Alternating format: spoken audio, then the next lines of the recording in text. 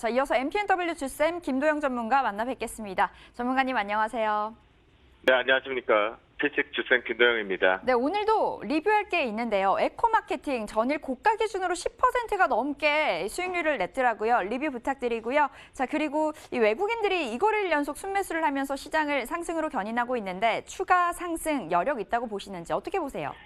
네, 전체적으로 이제 보는 관점에서는 이제부터는 공격적인 부분보다는 2270포인트의 코스피 시장 쪽, 그 다음에 선물 시장 쪽으로 놓고 봤을 때는 305포인트 위에서부터는 현금 비중을 늘리고 오히려 단기적인 트레이딩 관점에 눌림목 대응을 하자라고 계속 말씀 좀 드리고 있는데요.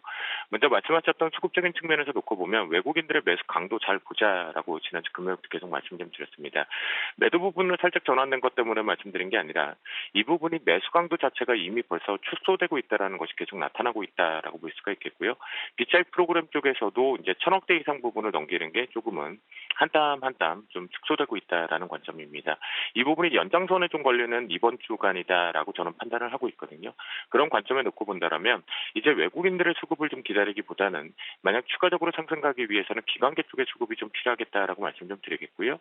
하지만 외국인들이 시장을 주도하고 있기 때문에 이 외국인들에 대한 매수 강도가 축소만 되더라도 시장은 잠시 쉬어가는 템포들이 계속 발생될 수밖에 없다라고 말씀 좀 드리겠습니다. 출발하기 전에요. 우리나라의 생산자 물가 지수가 예상치를 크게 서프라이즈 쪽으로 상회하면서 선행지표 쪽이 우상향 쪽으로 나오면서 발표가 되었는데요. 이 부분 역시도 외국인들 같은 경우에 전일 IMF의 전 세계 시장에 대한 경제 성장률 하향 조정, 그 다음에 중국 시장 자체도 올해 성장률 자체를 하향 조정을 했죠. 그 부분에 우리나라는 이제 생산자 물가 지수가 크게 영향을 주지는 않겠지만 그래도 호재 쪽으로 발표가 되었기 때문에 이 외국인들 수급이 오늘 매수 확대 출발 여부가 나오는지 잘 보시겠고요. 만약 나오지 않는다고 한다면 역시나 시장의 단기 눌림 조정을 좀 대비하자라고 말씀 좀 드리겠습니다. 또한 전일 같은 경우는 일부 종목군들에서 우한 폐렴 부분에 대한 호불호가 좀 서로 갈렸다라고 볼 수가 있겠는데요. 이 부분이 만약 확진이 되면서 이번 구정 명절 우리에게도 매우 중요할 것 같습니다. 이때 이것이 확산될 경우에는 여러분들 좀 아쉬운 부분이겠지만 분명히 대비는 해야 된다라고 말씀드리겠습니다. 사스라든가 예전에 메르스 사태를 분명히 기억을 해본다라면 잠시적으로도 크게 충격을 좀 받을 수 있다는 부분에서 단기 하락의 확대 부분이 열릴 수 있다는 것 반드시 예의주시하면서 확진 여부에 대한 확산 부분 잘 보시기 바라겠습니다. 그래서 저 같은 경우는 어제 이미 관련 쪽으로 한한령 관련된 해제된 종목군들이 동반해서 떨어지는 부분에 공포 매수 타이밍은 오늘과 내일 기준에 체크는 해보겠지만 트레이딩 관점의 방망이 짧고 가겠다라고 말씀드리겠고요. 오늘의 필식 선물 변곡가 쪽으로 좀 놓고 본다라면 위쪽 상단 같은 경우에 305.55포인트로 설정을 하겠습니다. 어제 같은 경우도 말씀드렸던 돌파 부분들이 나가면서 다시 한번 고점 부분이 갱신이 되었지만 갱신되는 부분을 놓고 봤을 때 일시적인 편식 부분들이 계속 발생이 되었고요. 하지만 그 부분 쪽에서 정확히 내용을 들여다보면 시장 자체가 매도 강도가 늘어나고 있다는 것이 지금 포착이 되고 있습니다. 그러니까 매수 강도 부분에 대해서 선물 시장 쪽의 위쪽 슈팅 부분은 하나 그리고 두 번째 그리고 세 번째 부분에는 고가 갱신 부분이 있지만 계속 갱신을 할 때 직전 고점 부분 대비해서 2포인트 이상을 뚫어내기가 어렵다라고 말씀 좀 드리고 있는데요. 그만큼 확인하는 과정일 뿐이지 실제적으로는 편식되어 있기 때문에 시가총액 상위권 쪽으로 편식되어 있기 때문에 실제 내려올 준비를 하고 있다라고 꽉 막혀 있다라고 보시면 좋을 것 같습니다. 저점 부분에서는요. 전일과 동일하게 303점 75포인트로 설정을 좀 하도록 하겠는데요. 전일도 마찬가지로 말씀을 좀 드렸지만 이 부분이 상당히 중요한 부분이기 때문에 공격적으로 깨는 핑계, 명분이 좀 있어야 된다는 거겠죠. 어제 우한 폐렴 쪽으로 놓고 본다라면 전기전자 부분과 그리고 반도체, 특히 그중에서도 반도체와 디스플레이 쪽 2차 전지 쪽에는 영향이 없었죠. 하지만 이제 철강 부분에도 영향이 있었죠. 하지만 이 부분이 일시적으로 동반해서 경기 성장에 대한 위축 부분들의 발표 이후에 다시 한번 경기 성장에 대한 위축을 확장 지은다라는 플레이를 하게 될 경우에 303.75포인트가 이탈할 수 있겠습니다. 그렇다고 한다면 303.75포인트가 이탈할 경우에 시장은 본격적인 단기적인 순간적인 조정포가 열릴 것이다라고 대비를 해야 된다라고 말씀 좀 드리겠고요. 그 부분에서 여기 살짝 숨어있는 두 가지 중간 변곡인 갭맥고기가 하나가 발생 발생될 수 있는 위치다. 이것이 이번 주에 공격 가능성이 매우 높은 구간이다라고 말씀 좀 드리겠습니다.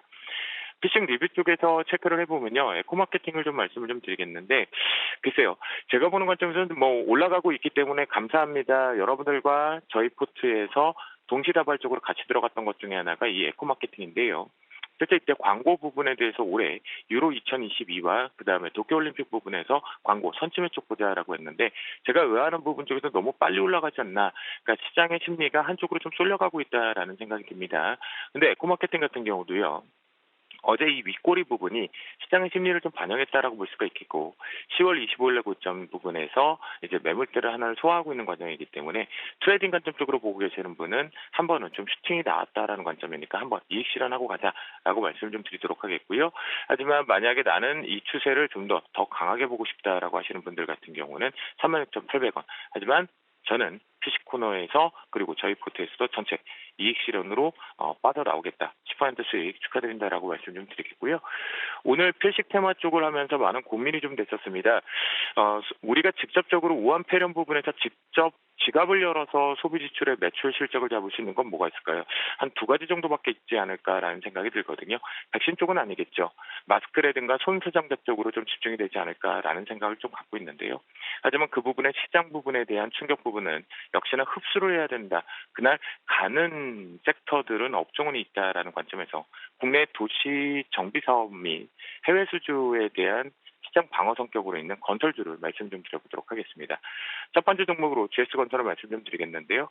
역시 바닥권 쪽에서 탈피를 하면서 현재 기준에서는 해외적인 수주보다는 국내 도시정비 사업 쪽으로 특화가 되어서 좀 올라오고 있는데요.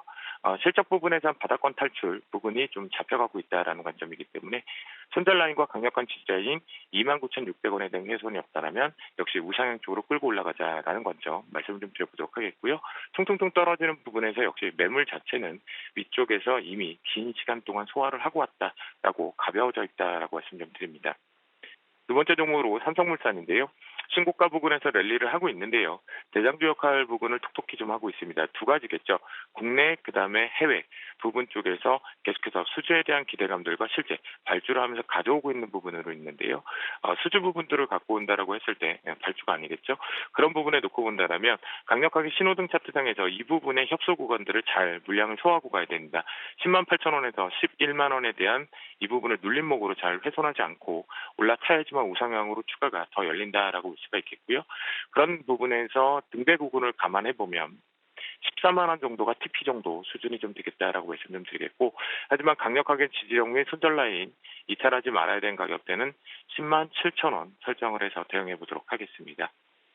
세 번째 종목으로 시끌벅적했고 조금은 이제 해외 수주를 좀 많이 기대해봐야 되는 대림산업이다라고 볼 수가 있겠는데요. 역시 신호등 차트상에 이제 바닥권을 돌아 나올까 말까 고민을 하고 있습니다. 그런 부분에서 8만 5천 원이 훼손 없다면 역시 우상향 쪽으로 끌고 올라가자라는 관점. 이 건설주 같은 경우는 시장에 대응하는 순환매 쪽에서 시장 방어 순환매다라는 거 꼭 기억하시면 좋겠고요. 마지막으로 최근에 재료 부분들이 핫하게 나오고 있지만 주가 자체에 대한 수급 자체의 부재가 좀 있죠. 현대건설 부분을 말씀 좀 드리겠는데요. 현대건설 같은 경우는 향후에 대한 성장 재료 부분을 놓고 본다면 역시 공격적으로 4만 원 아래 부분은 먼저 선취적인 관점으로 매수에 대한 비중을 좀 모아고 볼 수 있는 패턴이다라고 말씀 좀 드리겠고, 손절래가 강력한 지지라인 역시 4만 원으로 설정해서 트레이딩 한번 해보자라고 말씀 좀 드려보도록 하겠습니다. 오늘도 화이팅 하시면 좋겠고요. 외쳐봅니다. 오늘도 필식